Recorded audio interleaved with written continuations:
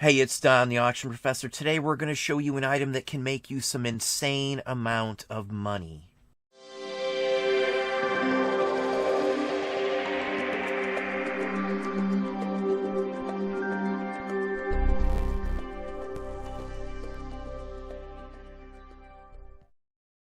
Hey, Don, the Auction Professor here. Today we're going to talk about a bolo, something that I can find fairly often that does garner a very decent return on my investment. We're going to talk about what many call estate pipes or tobacco smoking pipes, vintage ones.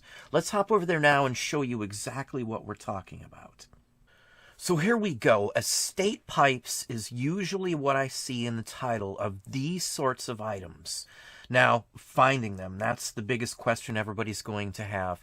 I find them at almost every vintage early estate sale that I go to. Most auctions, live local auctions that we go to, will have estate pipes. Things just like this, maybe not this one, so to speak, but the same types of items. Your odds are about the same no matter where you go to find a good pipe, one that's worth a lot of money versus one that may only be worth 20, 30, 40, 100 bucks. We have made a lot of money from pipes, centering in on them. Most of them can be looked up and researched because they are marked on the stems. Now, there's different eras of pipes. You'll hear terms such as patent era. That's when patent dates and information were actually written on the sides of the pipes. Most pipes will have some sort of embedded, impressed image or lettering on the side of them, somewhere on either the stem or the stem section of the pipe bowl piece itself. So there's many different types and styles, but they all look very similar to the novice, the person who isn't into pipes, so to speak. Now, the bulkier, the more unique, the better the content or material used in the pipe, the better the value is on most cases. Sometimes the difference between something worth only a few bucks and something worth a lot of money is just a name stamped on the side of the pipe, the bowl, or the stem. Those are issues or items that I always look for on these. Size can play a factor as well. Now, another thing to consider, many of these pipes are imported. We're not made in this country. People will think that that's just not something I would find here because it was made somewhere else. That's just not the case, because pipe aficionados have been buying imported pipes for like 100+ years, in all honesty. So I see pipes dating back to the turn of last century that show up with markings and the whole works. They were imported into this country originally. So don't worry about the original source or location of the pipe. Only worry about what's written on it. That's the key factor here. Now, a key area where some of these come from is Norway, and I believe this Just Chonowich is from Norway as well. Many Norway ones. Some go back to the mid-century, mod era, Art Deco, Eames. All that era can be covered by some of the pipe styles you will find. The name on the pipe, though, can mean a huge difference because they're very well sought after, especially if it's something they're not known for. I believe this is like a tiger eye style of wood in this one. Half Bent Fish is the name. It's from the shape, from what I understand on this one. $7,200, 40 bids. These are all legit pieces here. These are price ranges that pipes can go for. Some pipes have went for well over this at like a Christie's or Sotheby's or Heritage auction. I have dealt with Heritage before, and some of their pipe prices are insane if you look at some of their ended listings or auctions that they have. Now, this is a Barling 7-day set. Barling is the company that made these. 7-day meaning each pipe will have a different day named on it.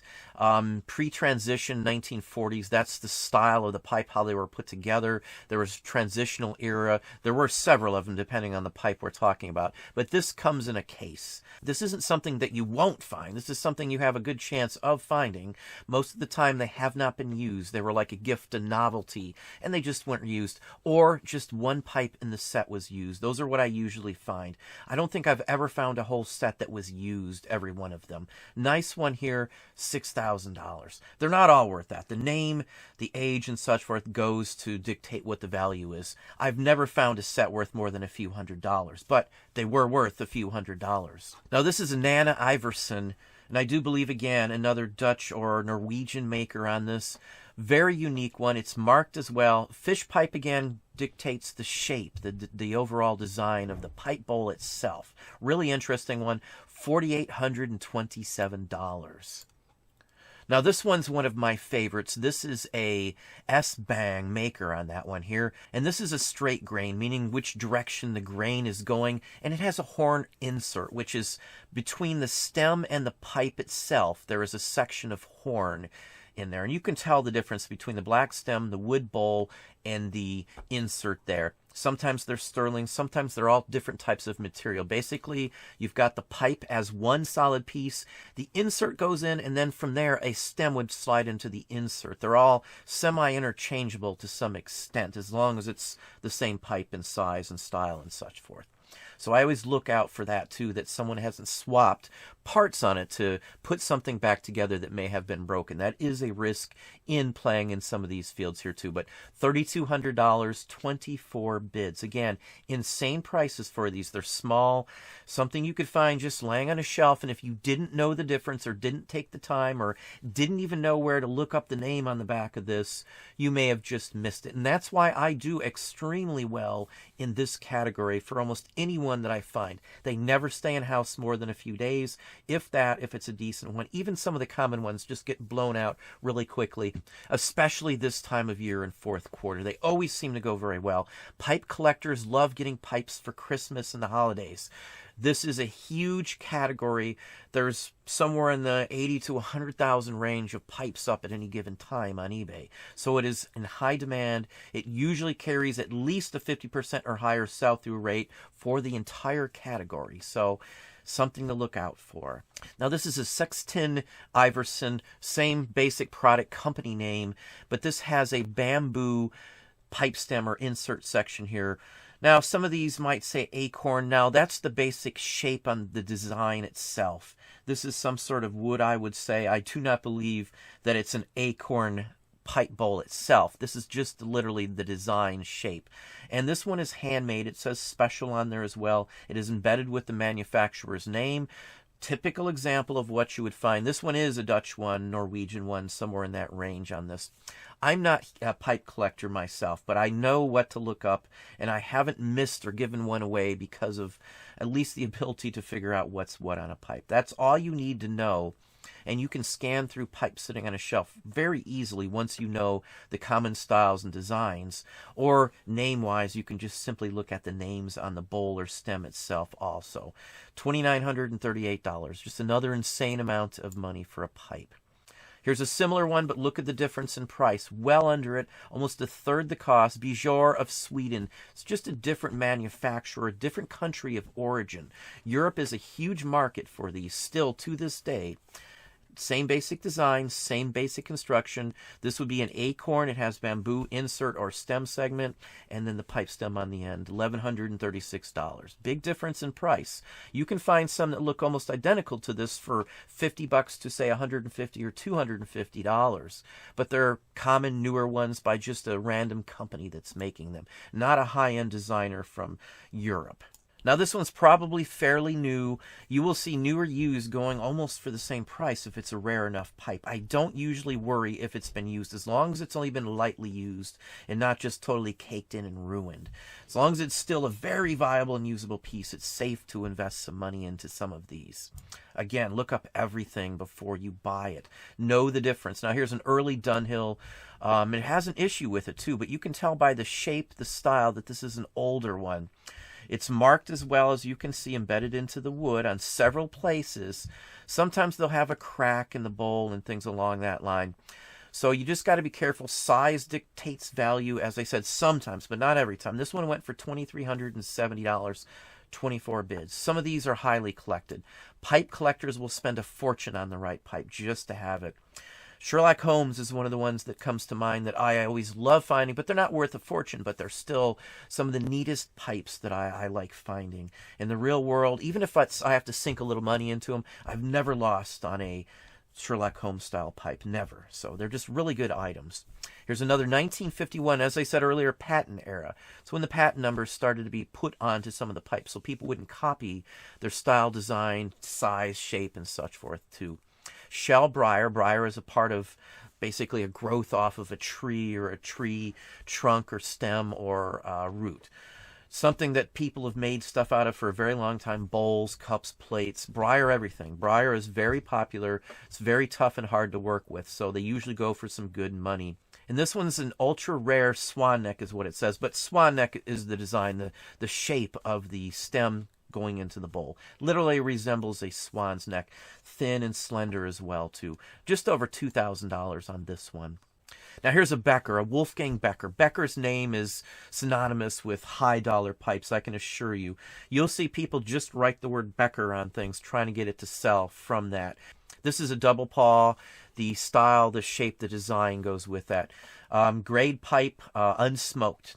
Unsmoked pipes will go for more on some pipes. Some are so rare that it really doesn't matter. And as you can see, it's got the double paw mark on it, on there. It's like a, reminds me of case, like an XX or an XXX case knife. The grading on a pipe, I guess you could say. It's all embossed, embedded into the wood itself. I'm sure that's some sort of heat thing that they do that embeds the wording on some of these. It's just an awesome looking pipe in my opinion. Now, I don't smoke, so for me it's not the concern about that, but it's the looks, the style, the design. I appreciate these sorts of items. Just the wood in general, just the texture. If that wood was on a piece of furniture, it would be worth a fortune. So that's how I look at it, the wood, the style. It's not common, it's unique. $1,876, a good Becker here. Now here's another S-Bang, Billiard briar pipe. Billiard is the style again, the shape. It has silver bands. Now, many times you'll see sterling silver. The silver color on there is the band, and sometimes there'll be several of them on the pipe. One where it connects up to the stem, and another one farther down just for decorations and ornamentation. Sometimes there'll be silver triangles or diamonds embedded into the face of them also, or other items. I've seen many different ones that go for some good money. This is just a really nice example. It's a stubbier one too. It's made to be held differently than some other pipes. $1,558. Now, as I said, Dunhill is one of the better ones that you will find a lot. Here's a nice Dunhill root. It has a mother of pearl. It's hard to see, but there's sometimes mother of pearl embedded into the stem section or the insert, and then the stem as well, possibly too. Really nice one here. They're almost always marked, as I said. Now, this one you can barely see, but I can see enough to say what it is. It's just a really nice one. This one's used, as you can see, but it's still in excellent primo condition. $1,273. Now, this next one's a J.T. Cooke. Just an excellent cherry wood. Just an awesome bird's eye finish on this thing. It's just incredible, in my opinion. The wood grain is just awesome. I've worked with wood. My father did cabinetry and things like that. I love fancy wood personally. We've got some very nice pieces of wood carved as well as furniture here. I used to have a bird's eye maple bedroom set. It's just awesome. I love this sort of thing here. The poured stem is custom made to this pipe. It's basically a one of a kind, I would say. J.T. Cooke is the artist, the designer on this. Just an incredible piece of artwork here.